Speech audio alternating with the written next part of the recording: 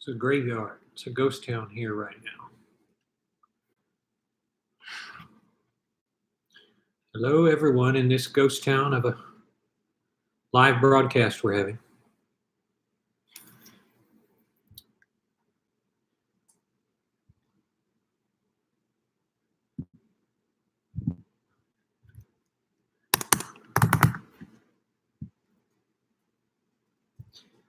How is everybody doing tonight? I want to apologize. I have not been faithful with my my audience and doing these sorts of. I've been skipping days and I've been doing different things. I got back from a ball game yesterday and didn't have much to do except mess around here. And Michaela is doing oboe lessons in San Antonio, and I don't have much else to do except that I'm knocked out. I'm really tired, so I haven't been as committed lately. So I thought I would jump back online and go over some things. My light burned out just now before the broadcast started. So we have low viewership tonight, and then we have a light that burned out. It must be a sign that things are going wrong, I say.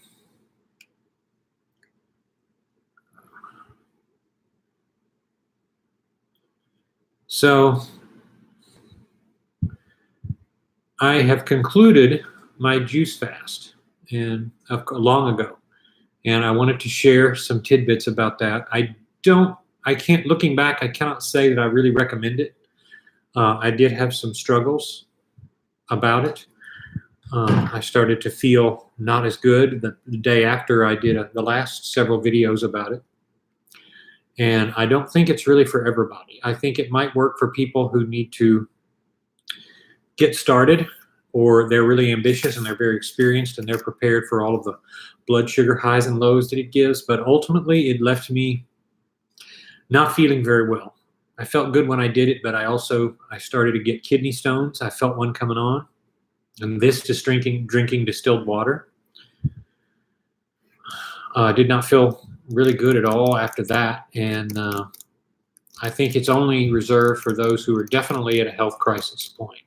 But beware of any of the greens, folks. Everybody talks about greens. Let me tell you this. I know how a kidney stone feels because I had one in 2004 in the middle of the night.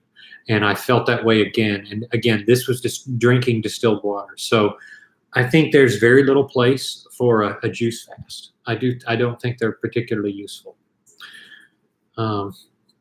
It's not particularly wise, I don't think, to do them.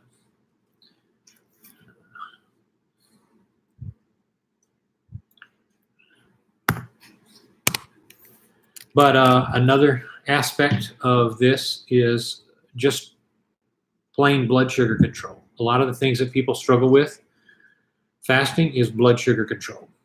And what they're really not prepared for when they get started is the fact that they're not going to feel good.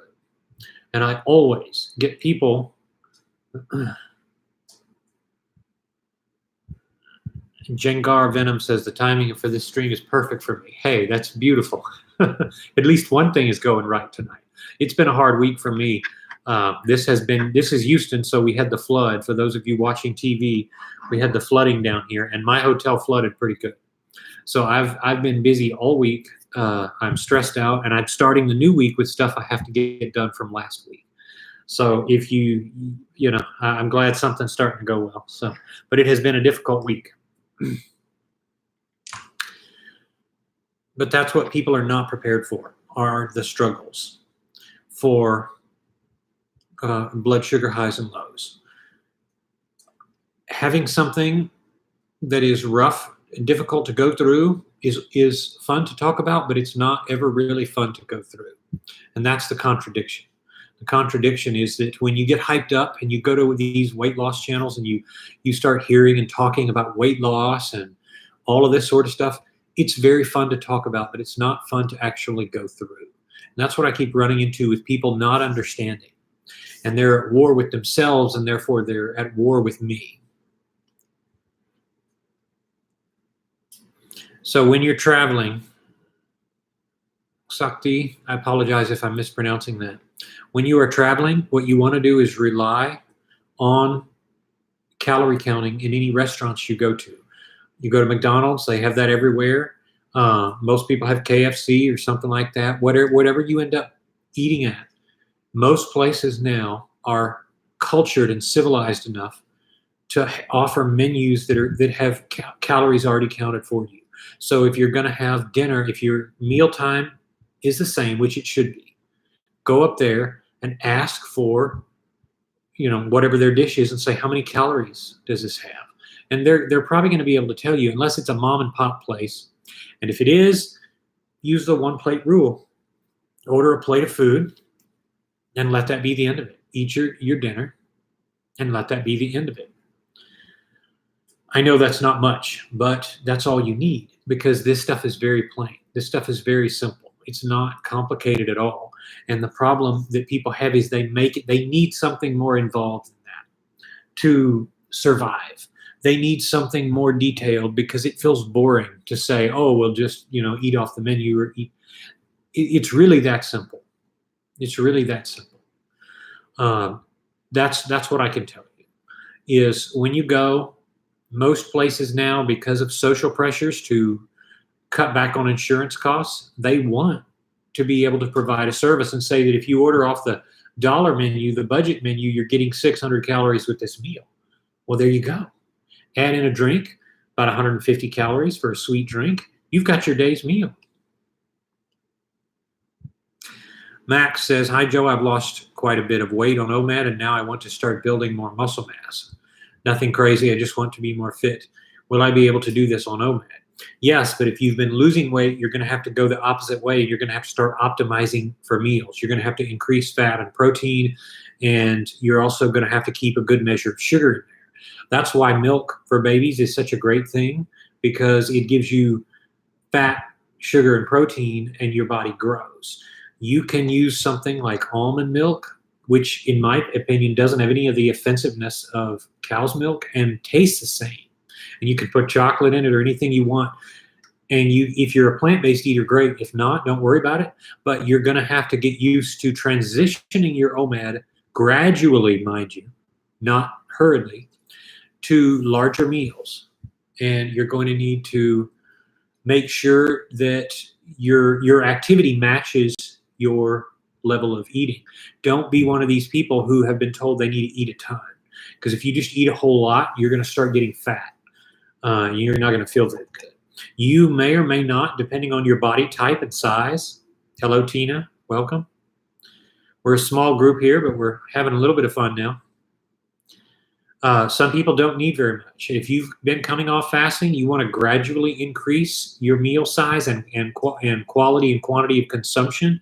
You don't ever want to freak out about it. You eat regularly, but don't. Gradually, you want to improve. You should see some improvement if you've been fasting for very long, because your body will crave more nutritious things. But if you're be gradual about it, is what I'm trying to say.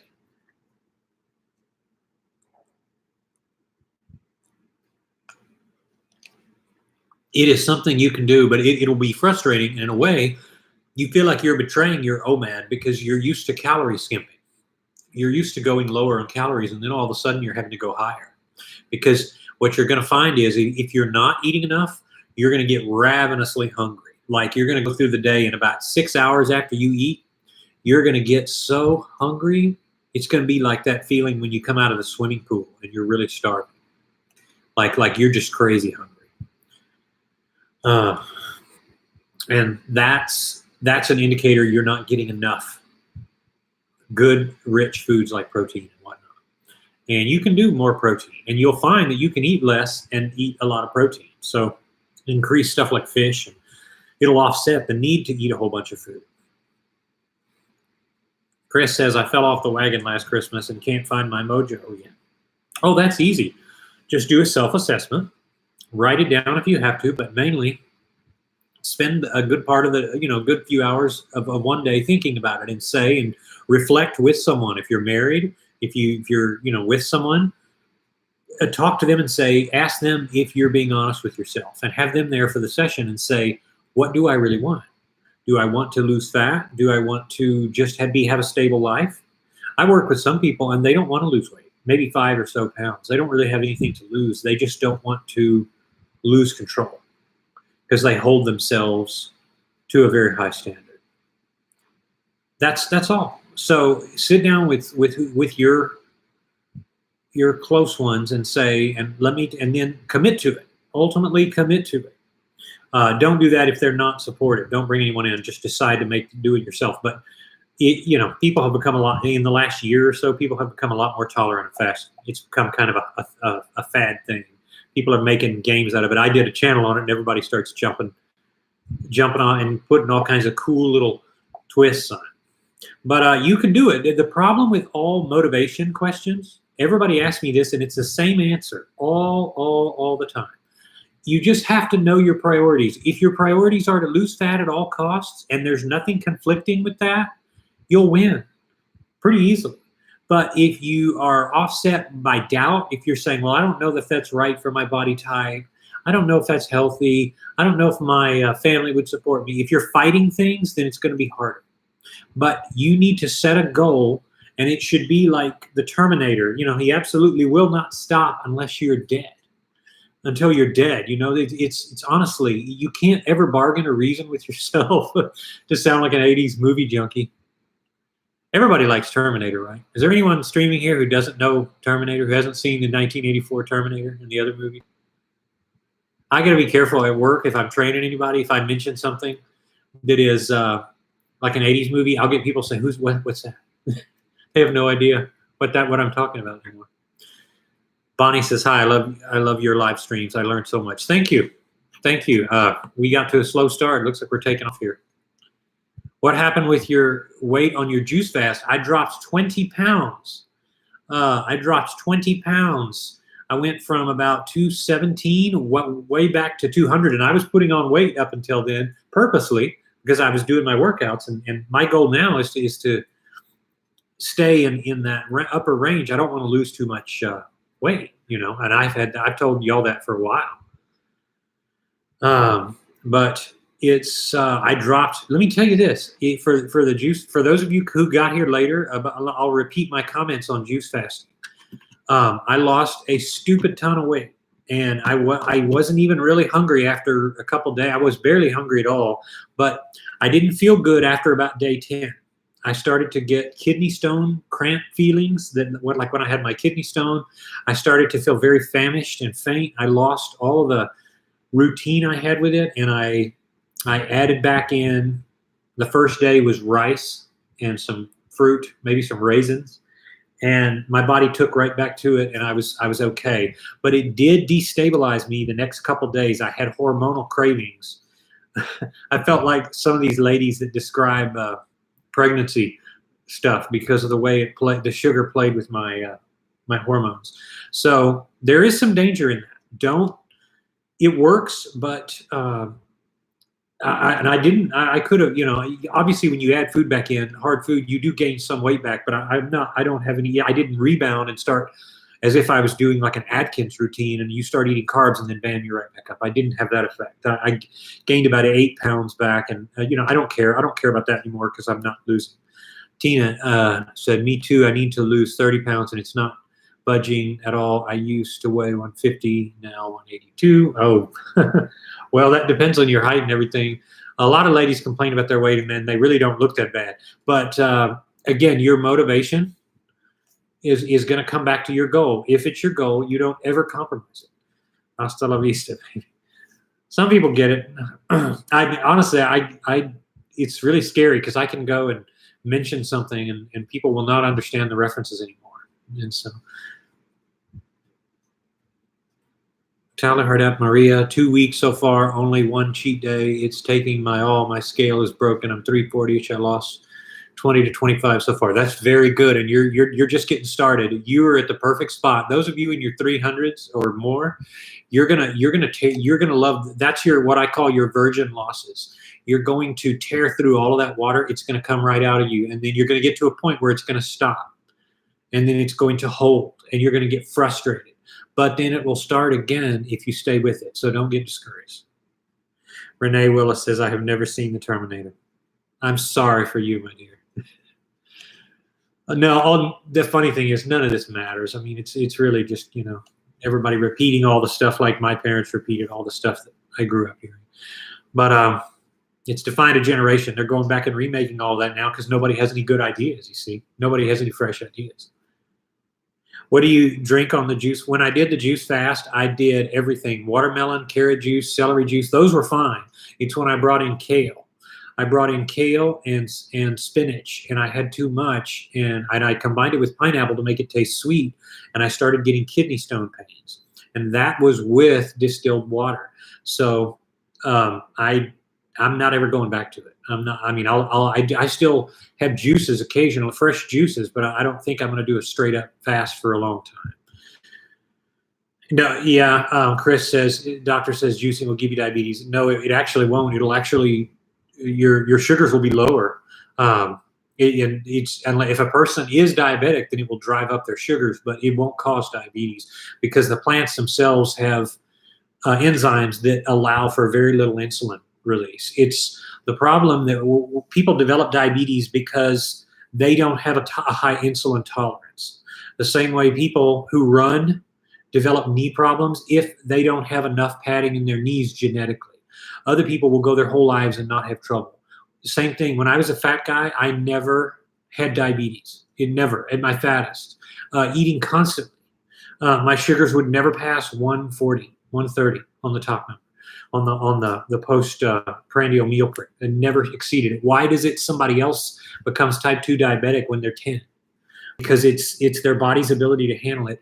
And I fight so many battles. I've had people email me this week and they say things like, well, this causes this, or it doesn't. It's just but you may not be able to handle it. So I don't think it's a good idea for most people. What it will do is it will take stubborn weight off. So I occasionally run into people, usually ladies in their early 30s, who are developing Hashimoto's and maybe have PCOS.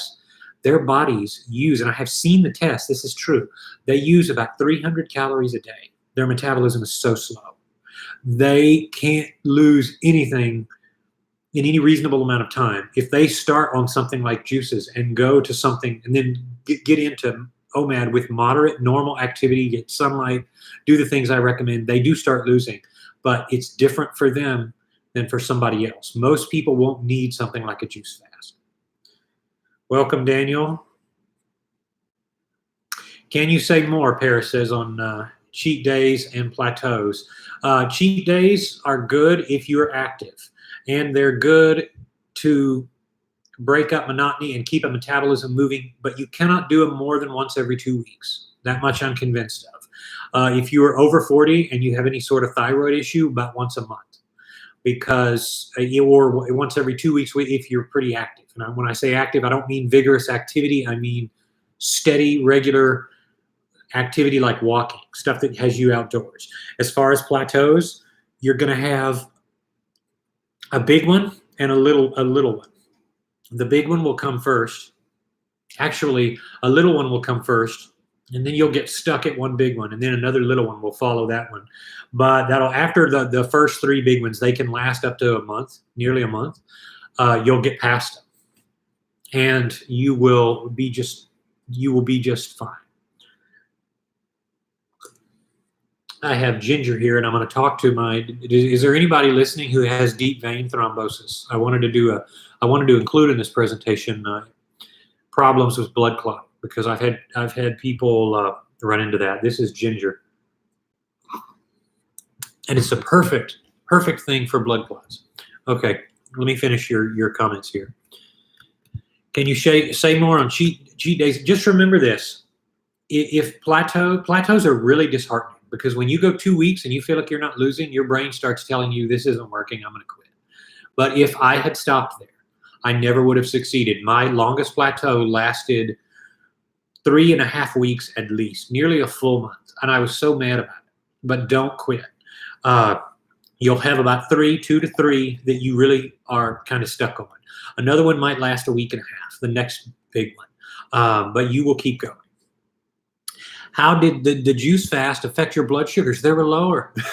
It's crazy. The more, because you always hear that the more fruit you eat, that's sugar, that raises your blood sugar, but it doesn't. It goes, for most people, it's lower. So after I got done with a meal, where is the blood? I don't have the blood glucose meter out, but I can show you it went to about 110 after a whole fruity, like it went to like it jumped up to like 105, 110 after a meal, whereas a hard food with protein and stuff would have put it at around 120.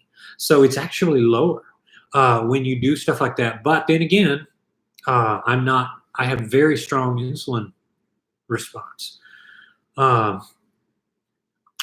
which is that may not everybody will have that reaction, but I have noticed consistently, if you're eating predominantly protein-based or fat-based, keto-based or plant-based, and you keep them apart, you have your best and lowest blood sugar. And if I'm really put to the fire, I might actually do at some point a video on blood sugar. Well, that would just be me, but blood sugar tests on how I react. I know that I'm a few points lower when I do plant-based than when I do protein-based. When I eat like sausage and brisket and eggs, I feel full for a while, but then I also feel at the end of the day, I notice my sugar, it stays, and then I start to feel, I don't feel as good at the end of the day. And I know people talk about adjustment. I never adjusted. It never did very well for me. So I'm not telling you shouldn't do that. I'm telling you that's the way I do it. That's why I stay kind of clean-based. But I'm kind of leaning the other way now. I'm going more this week with eggs and steak and brisket and different things. I'm kind of going the other way just because I want to. Please talk about binging. Yes, definitely. Chris, tell me if are there any particular struggles you have had that you think have triggered binging? What do you think it was? And please be as specific as you can in a few sentences. Mine was thoughts. If I'm going through the day, I would run into. I told this story before. I would go and drive by the Japanese repair shop at the end, and my friends since high school, just getting out, we had to race these Japanese cars, and Dad would always bring home these bags of cookies, and we would go and we would eat these bags of cookies. And I developed, because I was at the time very depressed and I just didn't get along with a lot of the kids in my school. I remember coming home and eating bags of sugar ever since my teacher abused me back in first grade, and I developed a very serious eating addiction. I actually poured oil. I actually cooked a batch of French fries one time and took a whole bunch of deer sausage that Dad went to the game and he and my uncles, and I made myself so sick. I had to run I literally basically, after I was done with the fries, I poured a whole bunch of more oil on it. And then before that, I spent about an hour eating out of a bag of sugar. I made myself so sick one time I thought I was going to die. I was like 13. I mean, how do you nearly kill yourself eating at 13? But I did that because of compulsion, intellectual compulsion. So that every time I drove by that little Japanese auto repair shop that is now not there anymore, I would get ravenously hungry. And when I would go and see the old little Hindu man behind the counter in the gas station that was probably 2 blocks from there, I would get hungry and I would go in there and ravage everything. And it became such a reward system for me that whenever I celebrated or did good, when I got into one of my earlier careers was selling cars, I would go by gas stations and I would just celebrate by having a huge meal, like to the point where I would get home. It was like I could not get into the house. I was so full by the time I got in there. I felt so sick. And I would do that and I would feel good knowing full well that only hours later I would be hungry again. Because what I mostly splurged on was, of course, chocolate. It really was, maybe a hot dog was in there and some nacho rings, but it wasn't food you want to eat. And that's why I say on this channel, just make a meal out of what you'll make a meal out of. Don't do things that are going to make you hungrier.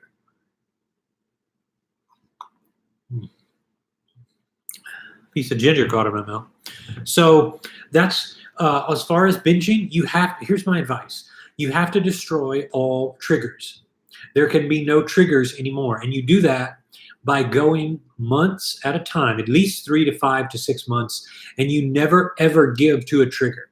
You have to be more strict when you're a binger than when you're just overweight.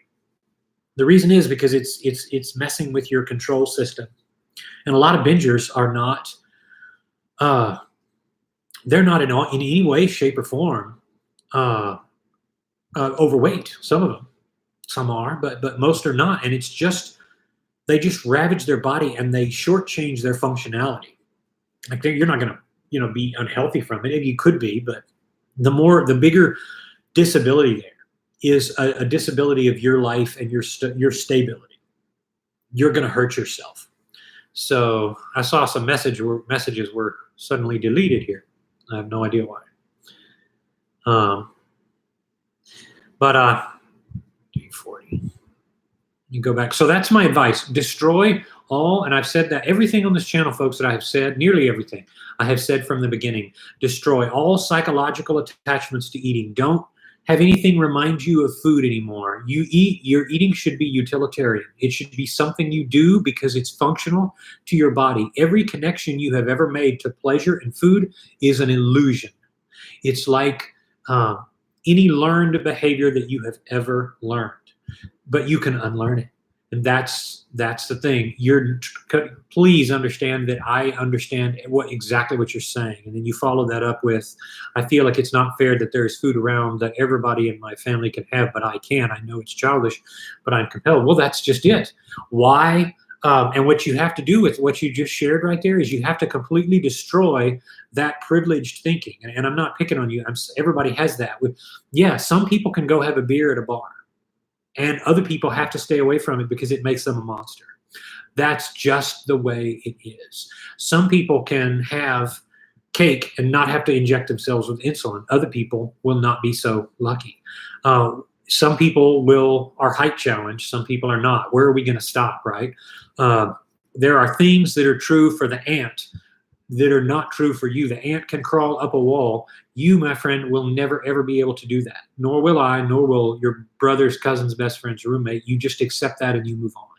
You understand that food to you takes you into the psychedelic 70s crazy Hollywood Jew type of druggy type of thing where we just hallucinate. You go back and rewatch some of the old entertainment like HR Puff and stuff and all. These people were on crack. These people were crazy. All these producers, these Hollywood producers, that's exactly what they were doing. But that's what food does to you and I. When you sit there and taste it, it puts you in a world, you're like in heaven and everybody else is just eating a nice meal. And it's not the same to them as it is for you. What you do is you accept that and you move on. I accepted long ago, I'll never be a math genius. At one point, I wanted to specialize in astronomy and math. I love astronomy. I'm no good at math. And I had so many tutors. Honestly, I wore them out. Here I am paying them money. I never could get, it's not who I am. So you make peace with that and you move on and you don't put yourself into this privileged thinking sort of business where you say, why do I have to care? Well, some people will not be able to handle as much food because their body, they're shorter and they'll put on weight. A lot of people criticize me on this channel. They say your tips don't work for everybody because you're a tall man and I'm a short woman. Well, then you have to change that for you. If you're a 5'1" woman with a slow metabolism, yes, your journey is going to be different than mine, but it's the same thing. If we sit there and look for comparisons, then we're doing ourselves a disservice.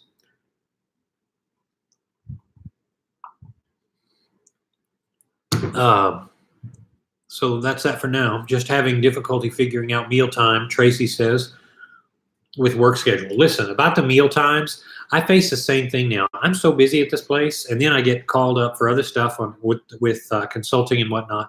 Some days I don't care. I know that if I'm at work and I don't get to eat there, or I'll just eat twice that day now because I don't have to care. On my journey, I would literally go into my work kitchen, and if I had to order from the kitchen, or even if I had just a junk meal that day, I made sure I ate only once, and I knew full well I was going to be hungry as a tarnation, but I did it. And I knew it was going to be very difficult to get through. I just did it. And that was how I realized that there would be few days like that.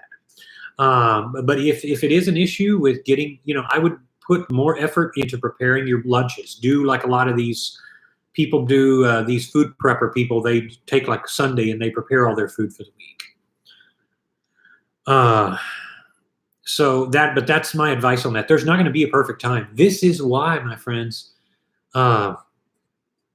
this is why I say if it were easy, everyone would do it, because it's super difficult. If it's not your family that's messing with you, if it's not your stress levels, if it's not your personality, if it's not all of the variables in life that pick on you, these things make it difficult. But you plow right through, and you do not ever for a moment feel sorry for yourself or your predicament, ever. Because that's how you quit. That's how you say, well, it doesn't really matter. Well, nobody likes me in a bathing suit anyway. Why do I need to look better? Why do I need to try? Then you talk yourself out of it. And then pretty soon you don't have the motivation anymore by your own doing. Let's see. I'm on day 40, finding it's a self-development journey, learning so much about myself. You bet it is, and you'll never forget it either.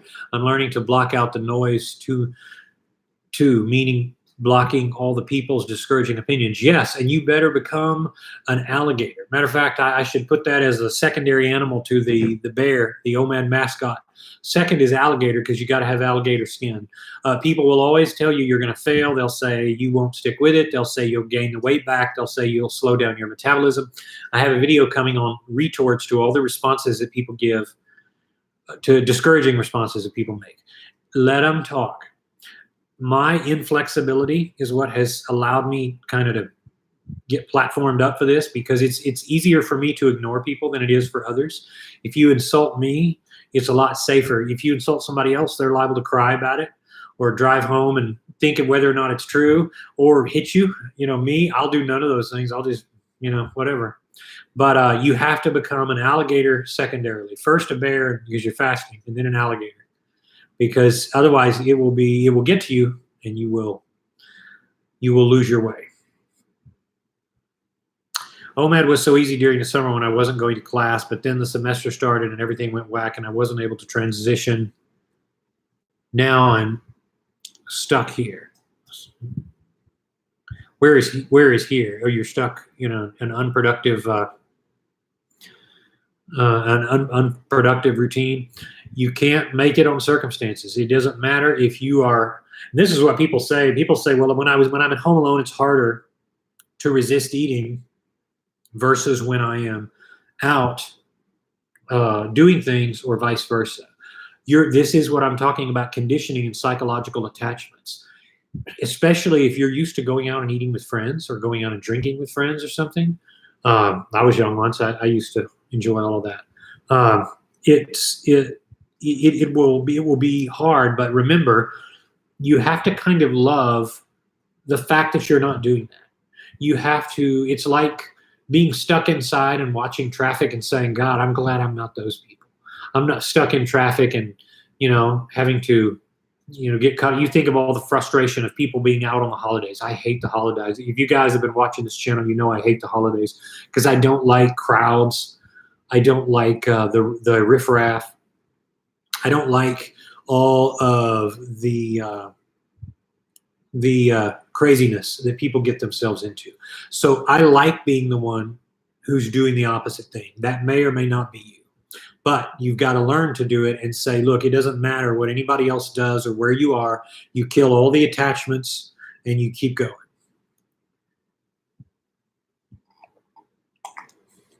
So Brian says, how do you keep from overeating at your one meal? Well, if you start your meal properly, then that won't be much of an issue. You should not begin eating until you know exactly how much you're eating. So you don't take one bite of food, be it protein, carb, it doesn't matter. Be it a drink of water. Unless, if it's anything that you prepare for the meal, you don't start unless you're ready to finish it. So get your napkins, get your salt and pepper, get your apple cider vinegar and juice if you're going to do that. Do not start the meal until you know exactly what you're going to eat. You don't go on the fly and say, well, I didn't get enough the first time, I'm going to go back. Yeah, that's a recipe to overeat.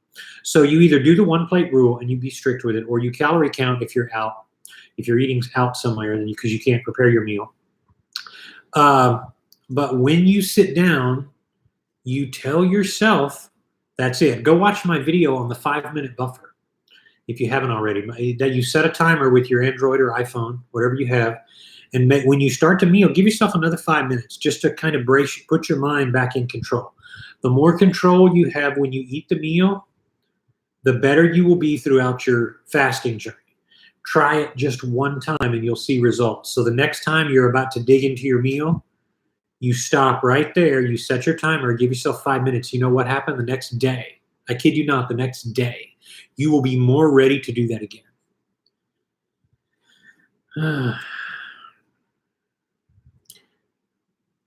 Venom, I'm going to get to your diet soda thing. I have one right here, actually. I'm going to get to that. Hi, I try sometimes after a OMAD to want to fast the next day for the whole day, but it's getting difficult. Yeah, don't do that.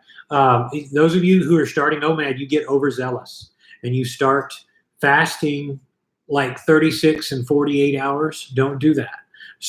You want to set a pattern. So start 11 a.m. Start eating at 11 a.m. Or you may be one of those that likes to eat in the morning or eat in the evening, but you set the time and you keep it, because you will find that your body will start making insulin for that meal, and then you're not going to have to struggle. If you try to go 36 hours and then something happens and you can't eat, you're going to hate yourself for it. I could do that. I tried a few times, and then you feel awful because then you've got a whole long time to go again. And the older you get also, I don't know how old you are, but your body isn't as good at making insulin on the fly. That's the difference between a younger man or woman. And that's why it's so hard for old ladies. I work with some people in their late 50s, and their bodies don't adjust as well. So they either make too much insulin or they don't make enough. And it ends up destabilizing their blood sugar. And they become so unfunctional that they basically have to become less active. They just have to vegetate for days because they can't maintain. So again, that may not be an issue for you, but that's what I would do. Do not try to go too long. Set the same time every day, and you're going to find your body's going to, 7 days, 2 weeks, 14 days. That's the mission critical period. You're going to be just fine. Don't be too zealous for your, I've got water in an empty Mickey D's cup and the ginger. Okay, so what is your opinion on diet sodas? Part of living in Houston means you can get PIB 0, which I like. I have started drinking more of these again, I think just because I've been busy and not as careful with what I'm consuming. Diet sodas are fine. Don't let anybody tell you they're not, but if you rely on them instead of water, you're going to go to the bathroom more. They are stressful on your bladder, and they're going to make you less hydrated. But that's it. There's no other wrong. There's no harm in them. I would not have been able to get thin. I was such a sugar addict. I would not have been able to get thin if it were not for these. I was doing Diet Dr. Pepper, Diet Pepsi, Big Red Zero, went off every day, like 3 of them every day, because I was so used to tearing down 3 liters of Dr. Pepper, and I was getting about 1,800 calories in sodas alone per day as a big guy. And I would do that every day. And I got a kidney stone in 2004, and then another one, a smaller one in 2008, but it passed pretty easily. And I started to make a rule that anytime I had a soda of any kind or any carbonated beverage, you make sure you have at least that much in water. So those are the tips that I would give to you. Thanks, Brian. Listen, you can do this, man. There's nothing. Set your goals with your meal, and don't push too long. And when you sit down to eat, don't get up or get anything else. That's it for that day. You have to be that rigid, or you won't stay with it. So let me talk to in 2011. I was diagnosed. We have a family history of DVT, which is deep vein thrombosis. And if you look, there are some places on my legs where I have some scars. Well, you can't really see. see if it's visible. I don't think it's visible right here. There are a few veins that actually popped and didn't heal very well. I can't show it. They're not coming through on camera. There's a few scars.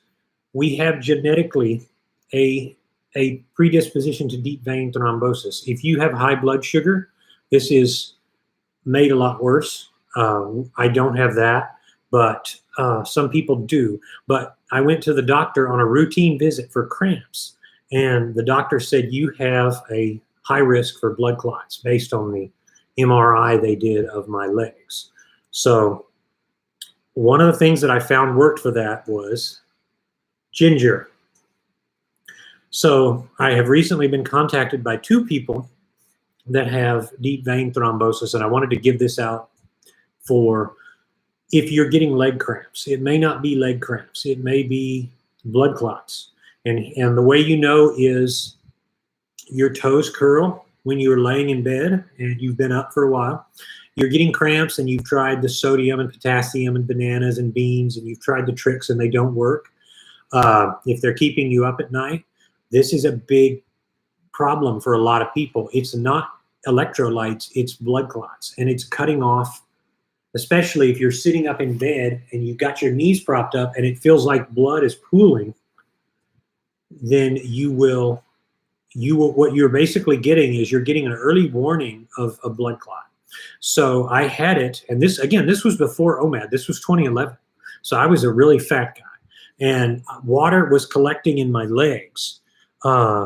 And I went to, and they noticed this at the doctor. So if you notice all of those things, then what you want to do is, starting today, this is more effective than Coumadin and all of these blood thinners.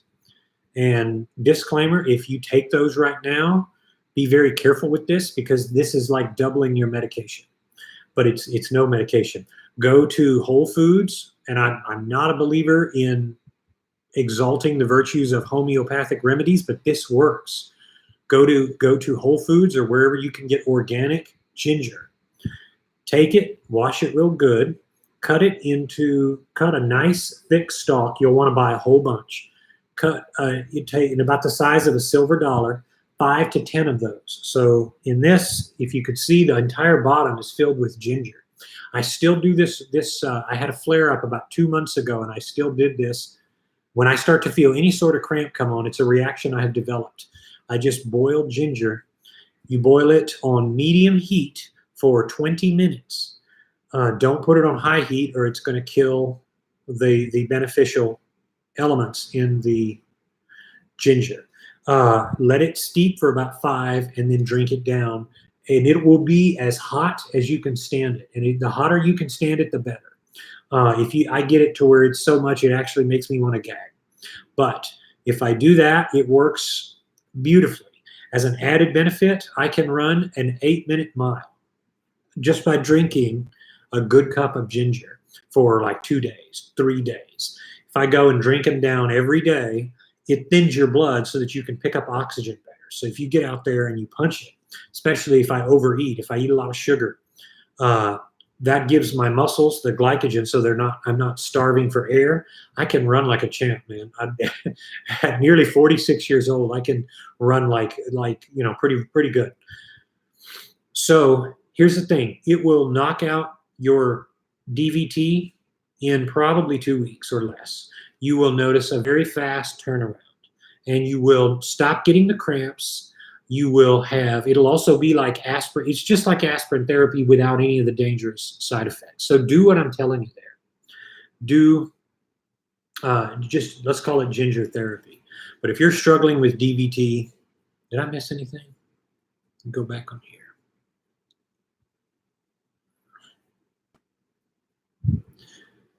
Let me know if I missed anything, and we will work toward wrapping up.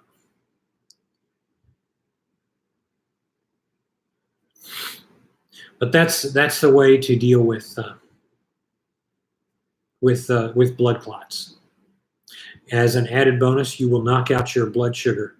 If you have any blood sugar issues, or if you have high blood sugar or high blood pressure, it will also lower it, because the effect is that it relaxes your blood vessels, which for our family is a great thing, because we are genetically prone to high blood pressure.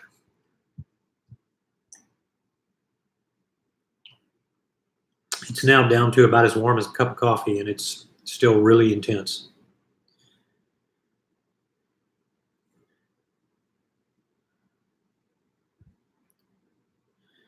So Brian asks, I love heavy cream for coffee because of keto, but it's high calorie. What's the best way to drink coffee and stay OMAD? Well, my friend, you're not going to like me for this, but you cannot do cream in coffee on OMAD. Don't buy into this keto business of cream in coffee is good, because it is calories and it will affect your fast. It will take you out of a fast. The best way to drink my coffee is Splenda. I like Splenda. If you don't like Splenda, I like a sweet taste, but I can drink regular straight black coffee. I don't care if it's Colombian, if it's breakfast blend from 7-Eleven or Time Wise, these Shell stations I go to. I have one here near my house. That's pretty much all I do. And I have those Starbucks home brew if I'm here and I decide I want them. Word of advice there for those of you who are coffee drinkers. Go about at least one day a week, if not two, and don't drink any coffee. What you want to do, and I do this even with my mushrooms, I do at least 1 to 2 days because your body needs a break from everything. I'm going to do an expanded video on the mushrooms, on what you should and shouldn't do too often. You should do any of them except eleutheros, if you're doing any of my medicinal mushrooms that I recommend. You won't be sick. You'll be healthy. You feel good. Chris says, thank you for this. I feel encouraged. I'm really glad, because there's no reason why you can't succeed. You're just bettering yourself and everyone around you. Why wouldn't you, right?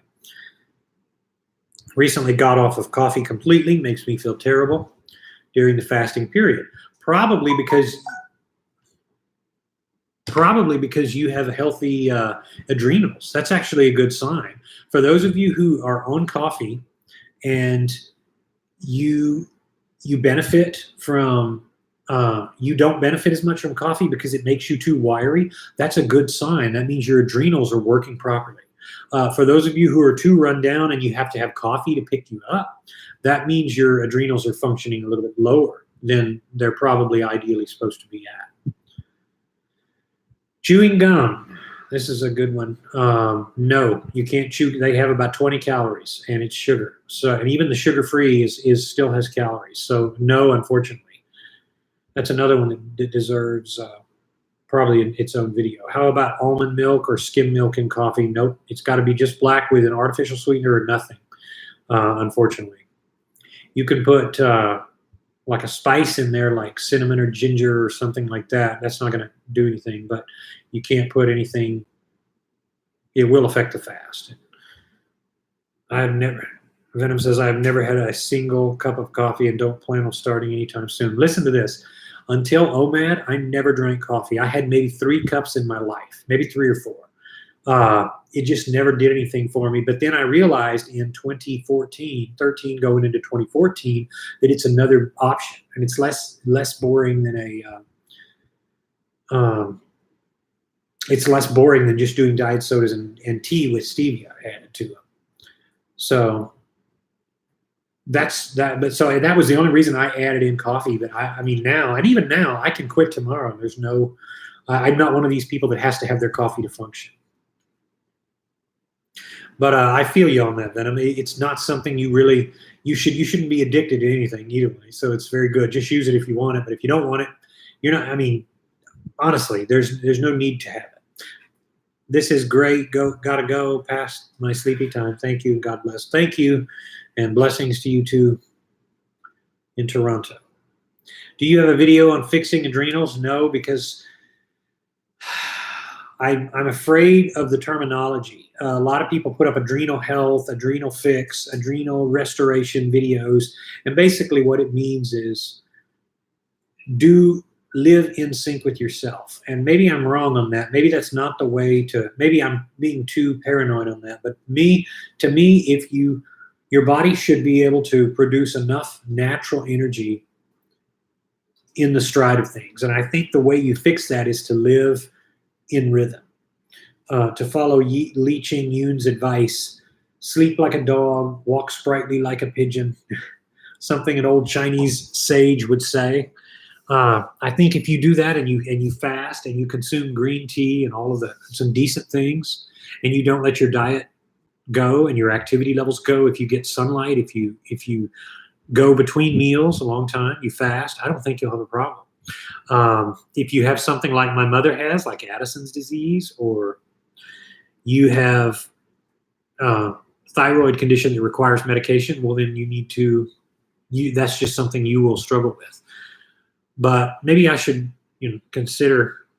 I know this. For those of you who are coffee junkies, you do have to be careful, because you will overtax people that fast as a result of staying preoccupied and less hungry. They tend to overdo the stimulants. And when you overdo stimulants, you tax the adrenals. So I would say right there that and live healthy, as you already know how to do, I think is pretty much the best way to go. Sammy says, been off the coffee for about a week. Feel great now. Been trying out coconut water. Not during the fast. I just drink coconut water. Not during the fast. I just drink coconut water, I guess I would say. I'll leave it for you. I've never been a fan of the coconut water. Some people really like it. It just, there's something about it that doesn't appeal to me. Thanks for clearing it up. Probably drink too many stimulants. Oolong Chinese tea. I love oolong, is the best tea. Pre-workout at the gym. Yeah, be careful of those pre-workouts, because most of them will jack with your insulin levels. The whey protein, it's majorly hard on your insulin levels, because your body gets an unnatural reaction from it. That's why you feel jittery when you take it. Amanda says, regarding diet soda, do you drink it at your one meal only, or in between? Is sugar-free gum not the same as sugar-free soda? No, it's not. This is a fasting beverage. Pib Zero, Big Red Zero, no, because they have 0 calories and they will not get an insulin reaction. But you only want to use, by the way, sugar-free products of any kind that are truly calorie-free during fasting, so that your body knows the difference. Because you don't want to confuse your body when you're about to eat, because you don't want to develop a reaction to.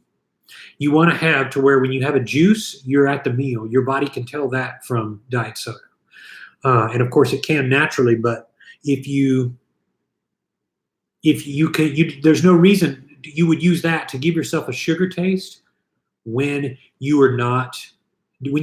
can't have sugar, so that you're getting that taste, but you're not getting the insulin hit from it. So it's basically a tool. It's like a Nicorette for nicotine and coming off cigarettes. You wouldn't do it unless you need to do it. That's my advice. But no, at the meal, everything should have calories unless it's water. You would want something you want to make a clear line of distinction between those things. Never have artificial anything, sweeteners, unless it's as a way to keep you going if you need that. And you may not need that. You may decide that you don't need that at all. Tyler asks, have you helped anybody with mental illness? And if so, did they become a success? My friend, I have an extensive approach with that. I have, and let me qualify my response. I'm not a doctor. I'm not a psychologist, so I can't help with the mental illness per se, but most mental illnesses are secondary. So if a person struggles with something like schizophrenia, by treating that condition, that would, of course, not involve me, but it would involve a professional who could do that. I can address the personality issues that are alongside of that. Usually overeating is just a life disorder. It means you haven't found your best version. You're not lined up for your best version yet. I can help with that. And I have a assessments program to go really deep into your behaviors, your worldview, everything that drives you. Reach out to me on that, and I can help you if indeed you're referring to yourself or someone you know, and I can give you direction on that. We can talk and determine if maybe I can help with that if you decide you want to.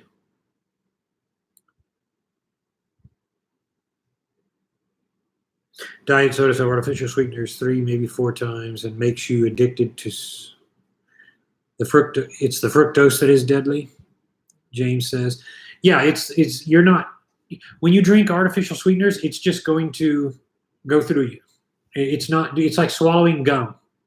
It's not going to hurt your body. You could eat it. It's just going to go through you. But you're not going to have that all the time. You're just having that when you need. If you enjoy the sweet taste of a soda, because I've always been a soda-holic, it gives you enough to get through your moment of craving. So. And again, the better you end up eating, you'll eventually fade it out. I got to where I was doing only 1 per week, just if it's there. And then it started to taste kind of not as good, like when I went, plant-based, it started to taste like acid. But your foods will probably vary if you're like most people, and that's okay. What's your current weight? I am 208 right now.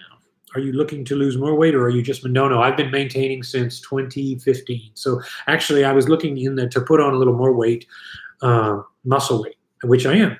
And but I've decided I'm not going to get heavier than about 220, 215. I'll stay in that range. So it matters that I'm 6'4". So do you think fiber supplements are necessary? No, unless I can't imagine, unless you just have a tremendous a lack of them. I've never really used very much. I know the ones that I have used when I used to eat chips and constantly bad foods. I took some and I would always have to run to the bathroom, and it never seemed to merge with me very well. No, Brian, the artificial sweeteners do not cause hunger. It's just. And it's the same people that say you get an insulin read. You don't, because otherwise you wouldn't lose weight. That's why, most people, if they're honest, will admit that in the 90s, before anyone thought that, they lost lots of weight by going to the diet versions. The Dietetics Association of America recommended going to a diet Dr. Pepper if you like a Dr. Pepper. And it's kind of common sense, I think, because the diet won't spike your blood sugars. And that's why you don't have problems with the diet first. So I'm not saying diet sodas are healthy, anybody. I get people that really get mad at me for using or telling people to use artificial sweeteners, but it's just a help during fasting. It's not going to, you're already going to be hungry. And even with a diet soda, but it will give you that little edge to make your day a little more tolerable. So that's all that's being said. And if you don't do them, then don't start. I'm not telling you need to start doing it.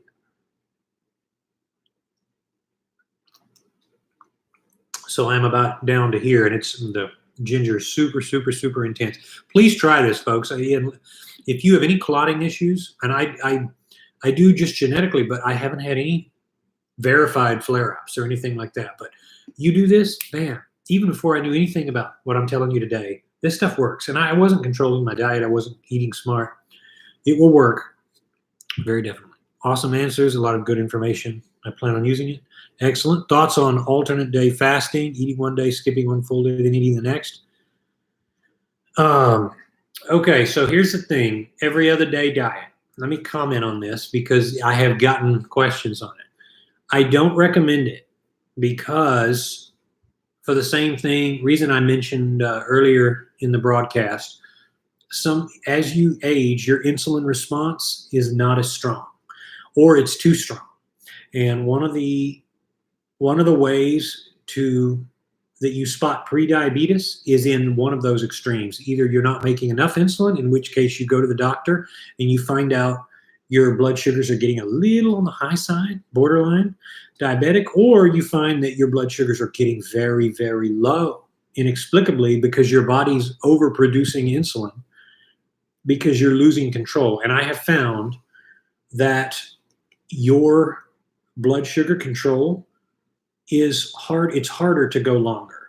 You could go 2 days without eating, and believe me, you will feel amazing after you'll break in faster, and you'll feel amazing because your body's adrenals are going to kick in, and you're going to feel like you're going to feel super. But it's ridiculously hard. But then when you go to eat and stop and then eat, people tend to if they have to keep doing that, because if they stop doing that, they're going to run into trouble with insulin resistance, because their body has had to open and close and open their cells, open and close. And when you get older, it's harder to maintain that flexibility. So what happens is they lose sense of their hunger, and they end up eating for holidays or whatnot. And it's harder. It's easier when you have one meal a day to add a second, or to postpone your meal to eat in a window. It's easier on your body, is why I say that. Basically, that's harder to do. And why would someone want any harder than once a day for practical situations? Keep in mind, you get up at whatever time you get up. Some days you get up and you're really, really motivated to do whatever it is you do. Other days you feel like crap. You feel terrible. You don't want to get up. You don't want to do anything. On that worst day, you still have to stay to your eating plan. If you get a call that your Dutch uncle died, you don't say, well, oh God, I might as well go out and pig out now because I'm so sad. You don't do that. So what has to work on your worst day works on your best day. Hey, Robert Lewis. Hey, good to see you, man. So that's why I don't recommend extremely long fasts. And Elijah Muhammad said this in How to Eat to Live. He said, if you eat once and then 3 days later eat again, you will never die. I don't believe that, but I did try that for like 2 weeks, and I felt amazing. Like but here was the thing: every third day or fourth day that I ate, I had to eat so much food, and my body developed a weird way that I wasn't hungry at all. Like after that, I would eat, and then my body would quickly. It was just the way it made me feel didn't really give me enough of an advantage over standard OMAD to really justify it. So if and the weight loss is still going to be, you'll lose more weight on OMAD anyway. It's too much for your body to handle for most people. But that's my answer. That's why I'm not a fan of every other day eating. Some people have made it work. I've heard of people that, and then again, there's a schedule question. How are you going to do that for whatever schedule you're on and make that work? Let's say, the next day someone prepares a dinner for you and you're like, okay, well, I have all this, keep it a day, another day. You could make it work, but it usually won't line up, and you will notice it even more than eating once. So if you eat once a day, you can take, you're eating something. And of course, there's the issue of you want to keep your metabolism moving. If you do any more than 2 or 3 days, your metabolism is going to begin to not have use, because you're going to eat and then it's going to drop back off. I don't see any evidence that would be absolutely really good. So that's my answer on that. I think it isn't productive past OMAD, ultimately. Thanks for your response, Joe. Are you 100% plant-based now? I would love to transition myself, but would appreciate any ideas on the form of balance. No, I am not. And I'm eventually going to do a presentation on this. I'm plant-based about 75% of the time. And the reason is all life is connected. And my vegan viewers aren't going to agree with this, but all life is connected. The fact that you go to a party or a picnic and a mosquito gets on your leg and sucks your blood is the way nature intended. We are the top of the food chain. We've evolved in concert with all of life on Earth, and I don't believe it's appropriate to eliminate anything. Saying we should have chicken twice a week is different than saying we should have no meat. Same thing with my light blew out earlier, and looks like I don't have enough light in here still. So, but that's the difference. That's why I'm not completely plant-based, and I still get people that say, well, haven't you gone vegan yet? I can't do that, because that is an eco-cult that has grown and is honestly potentially dangerous at this point. And I think it can really do more harm than good if a person does not know how to approach plant-based eating. It used to be actually that, a lot of plant-based eating was supplemental. I mean, it was secondary. It was not the main thing. So I don't want, my viewers need to know that this channel is based on, it's based on the principles of balance. I'm really a Buddhist of all things. I'm an animist. I am a naturalist. I believe that the truth of all things is found everywhere around you.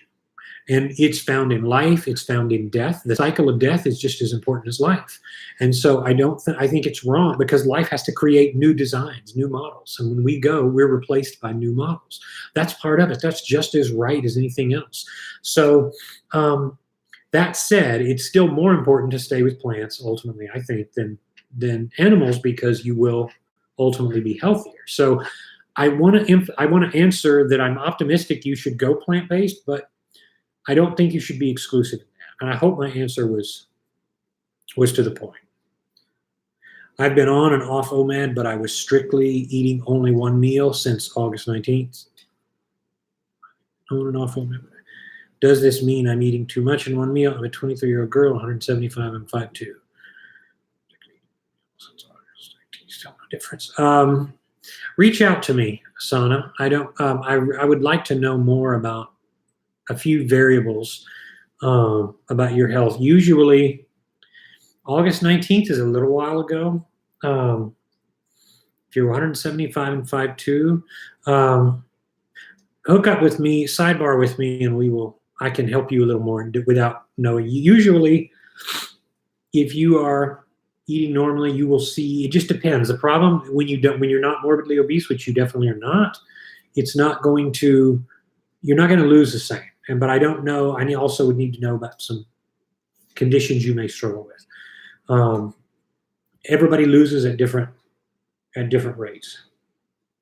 So please reach out to me. Have you ever experimented with an extended fast for medical reasons for more than a week or a couple of days? I've done the 10-day juice fast. I've done a 7-day juice fast. I've done a 5-day. I've done a 3-day dry fast. Boy, that was hard. Your body will suck up your water like just crazy when you do those. For medical reasons, I did it to heal myself. I did it when I started.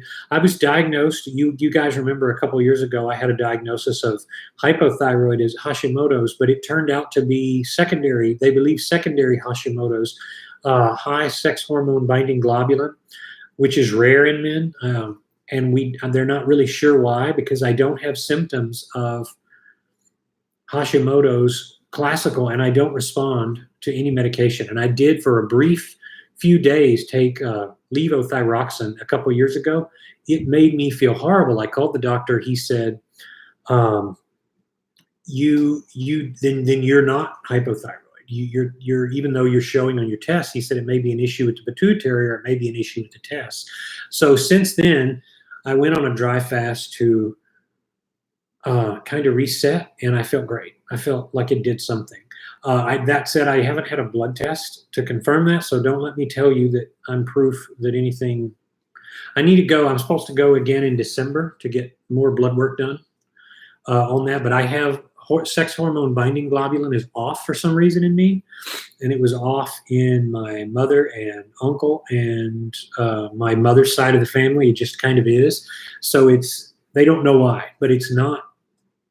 It's just kind of an anomaly. I have low lymphocytes. I have low white blood cell count, which is something that fasting does create, but it's not critically low. It's just moderately low. Good night, Chris. Thank you for joining us. Have fun. Brian says plants don't want to be eaten.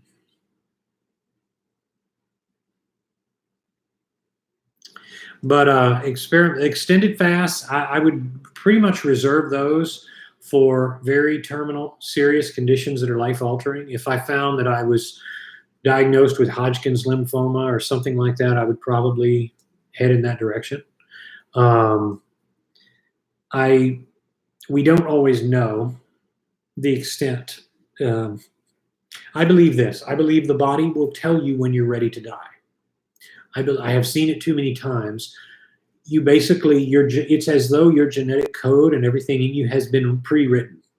You will live a certain length. You will have a certain set of vitality.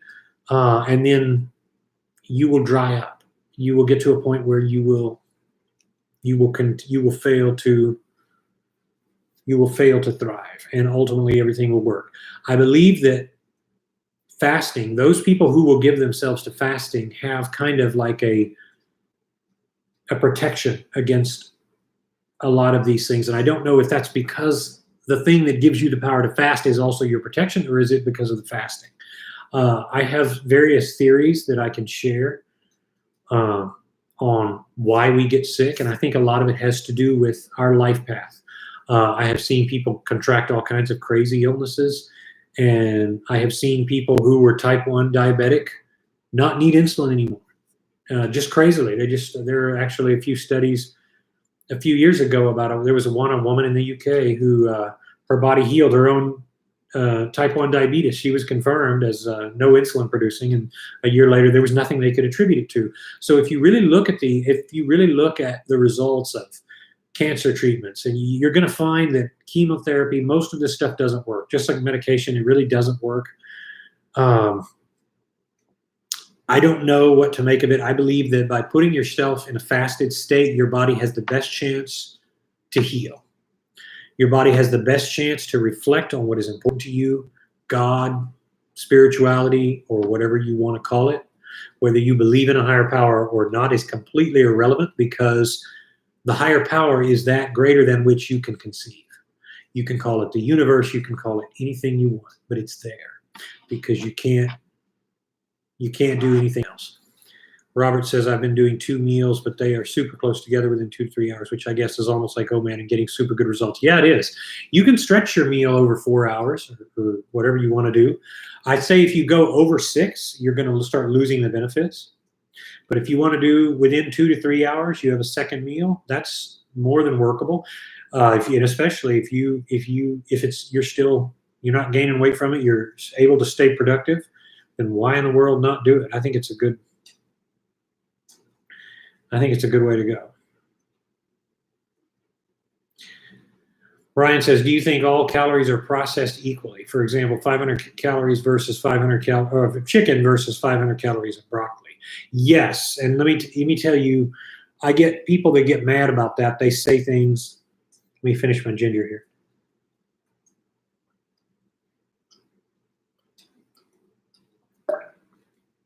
It's so good. I get people, they get so mad at me because they say, no, if you eat 5,000 calories of chocolate, that's not the same as 5,000 calories of broccoli. Well, the nutrient panel is different, but the caloric amount is the same. They're processed chemically different, but they are the same. So if you eat 5,000 calories of junk food, it's going to be the same as broccoli. The problem is, how do you eat 5,000 calories of broccoli? Well, it's kind of gosh darn stupid hard to do. But I'll tell you this: if you manage to eat 5,000 calories of broccoli, or any number that's excessive, you would be so sick and bloated. And this is where you get into problems when you go into pure veganism, with getting the necessary smaller nutrients plus calories, because it's hard to make. Legumes you can make more of a meal of, but then if you do that, you're going to start having bloating. You're going to start. You do the same thing with broccoli. You're going to. I can't go too long, or I'll start having all sorts of problems. So it's not the issue of the calories; it's the issue of the nutrient panel that comes along with that. So, but no, a calorie is a calorie is a calorie. If you could do 5,000 calories of broccoli, you'd gain weight. If you can do 5,000 calories of walnuts, you'll gain, which is a lot easier because they're high in fat. That's it. That's it.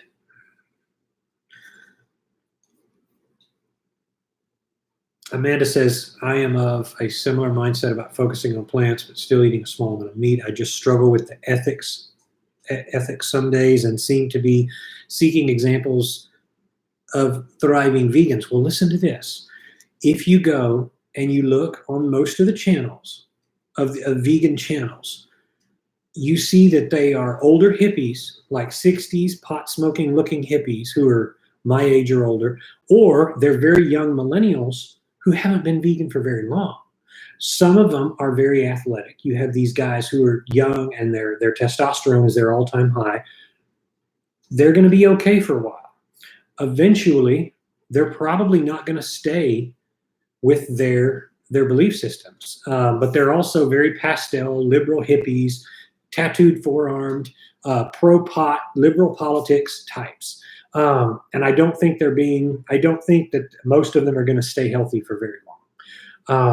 Most of the ones that you see do not really live longer than anybody else. And people will try to debate that and go to examples of, the Adventists and, but it's really not going to be, in nature, there are no pure vegans that you can really find. So that's why it's so difficult. That's why I would steer you away from that, because you'll be less healthy if you go purely that way. And that's why I don't think that it's a good why. So yeah, but you look for examples of people who've done that 50 years.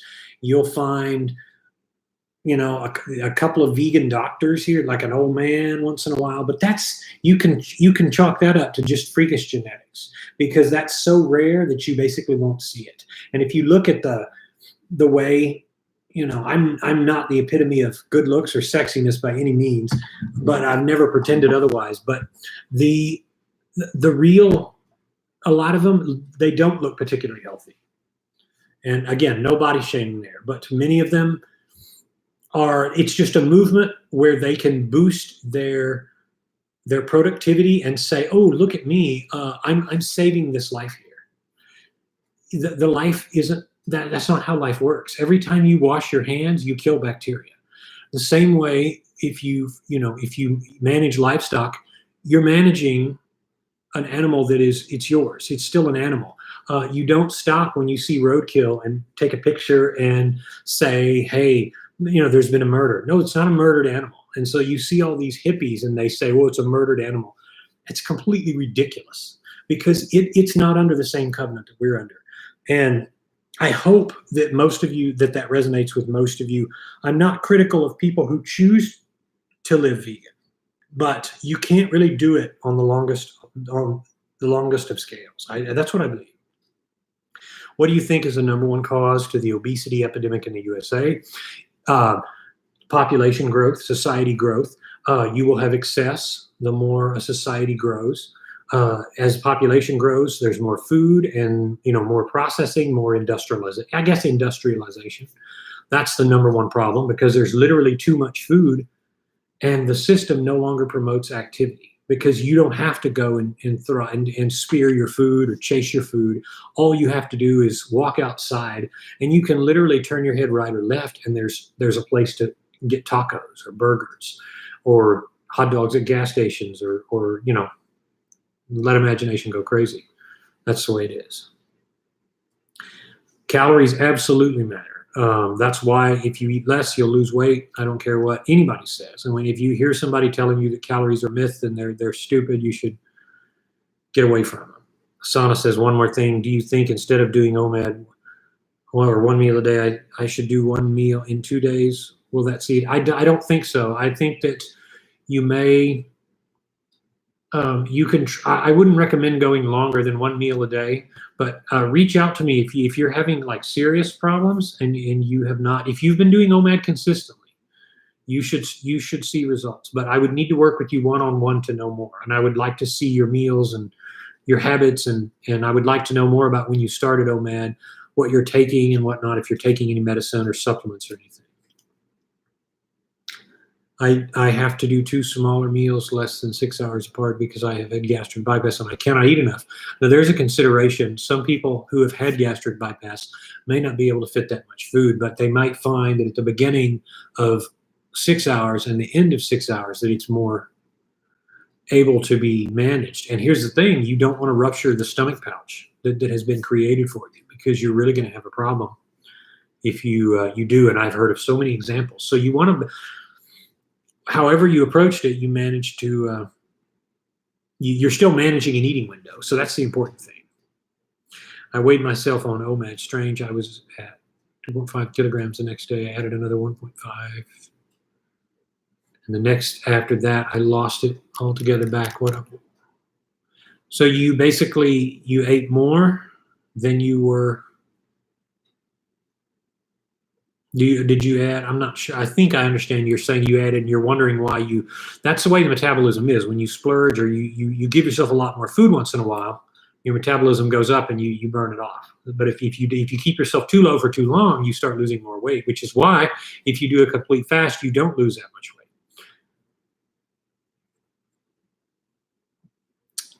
You're correct, Jen. Just what I said about going completely vegan. Joe, there used to be another OMAD man that played a piano on his show, passed away. He always gave props to you. Yes, the OMAD man. I was so sorry to hear of his loss. I'm so sorry that I understood that he did pass. He had some sort of cancer, I believe, or something. And he was the man I referred to. He had blood sugar at 15, A1C of 15. So he was right at the point of death, and he managed to reclaim it and reclaim a good measure of his life, which is excellent. And I was so sorry.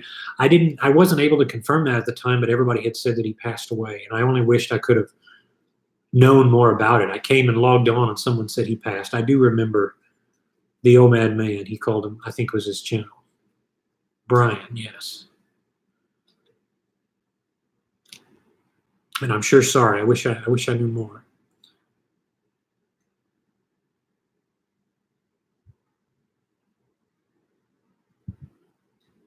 Stephen Raphael. Yeah, it's Stephen who does something. Yeah, Stephen Raphael is. Yes, we did, and I did a shout out to him. He's a fabulous guy. So if you play back this video, Marlene, I just talked quite a bit about alternate day fasting, but basically it's so hard on your body. Let's see. James, your comment, you said no, I'm not sure. You're saying you lost the next day. I'm not sure. If you could clarify if I misunderstood anything about your question.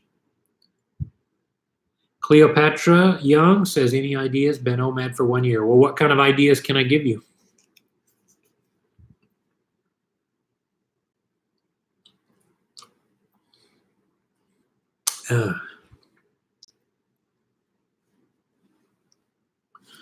I'm probably going to save this for tomorrow. One more sip and I'm done.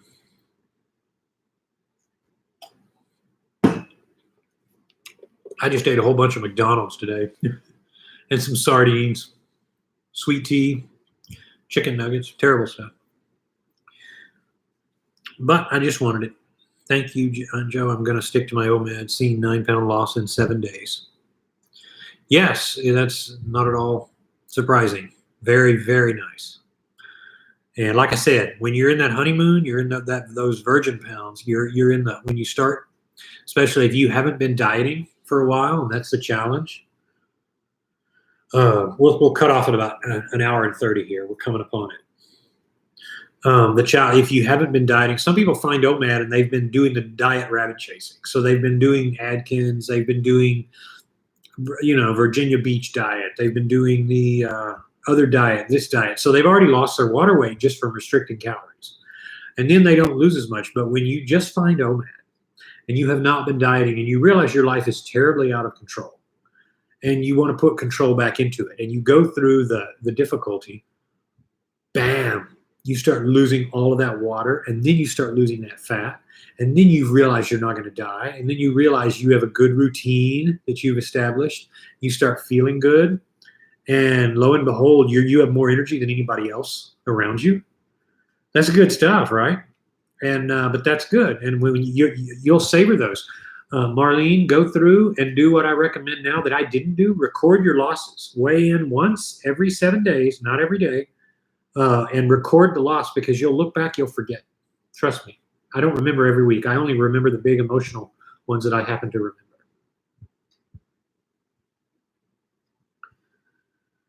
How do you do that? Wow, nice.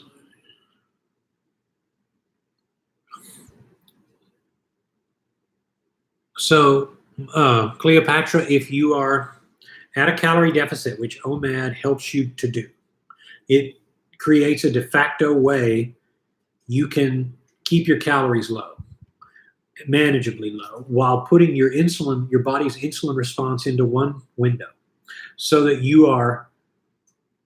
will bless yourself basically by lowering your insulin. So you're not only lower on calories, you're lower on insulin, which resets insulin sensitivity, takes about a week and a half to work, starts to lower your cholesterol, restores your body basically.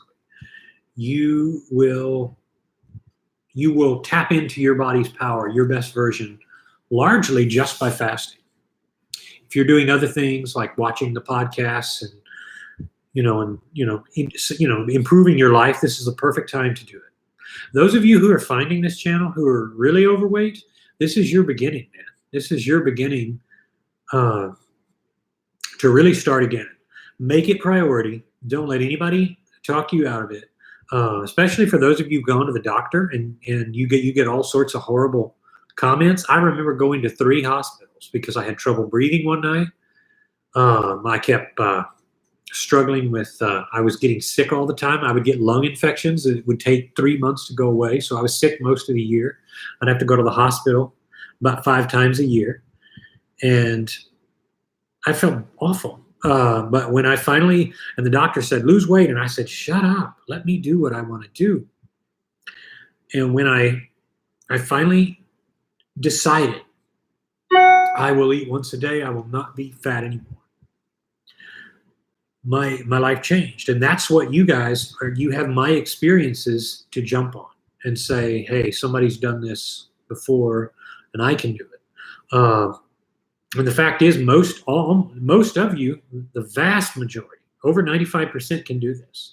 Very rarely does someone have a medical condition that prevents it. It's really most people, if you just get a hold of your life and yourself and your desires, and you put yourself in all of one mind and one heart, and find your truth, find your moment, you can do it.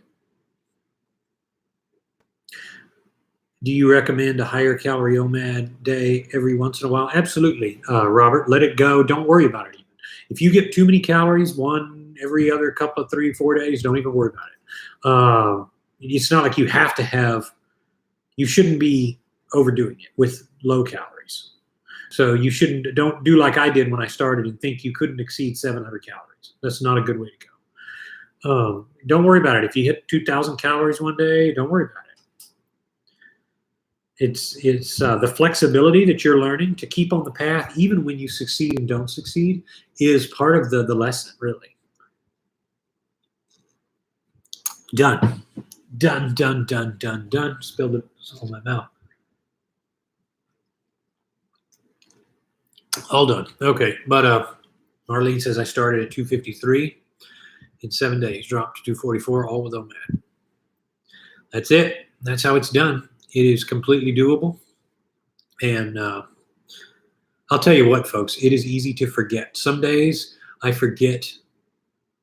I look back and I think I used to feel so, because I was in the fasting zone. And some of you guys, you have that ahead of you. Yeah, I know it's hard to break in, it's hard to adapt, but you actually have the edge because you can look forward to all the things I'm telling you. When I started to get to fast and I broke in and I realized it was hard, but it was worth doing, I felt amazing. I mean, every day I knew that food would never touch me. It didn't matter if somebody bought the best tasting food. I knew it wasn't going to bend me. And the motivation came from within. And that's how I knew I would succeed. I said, I've decided that this is the way it's going to be. It's like a truth bigger than yourself. It's like somebody saying, I've decided I'm going to end hatred. I'm going to end, world hunger. When you create for yourself a cause that's bigger than yourself, you're not stopping because of a little adversity. You're going to keep going.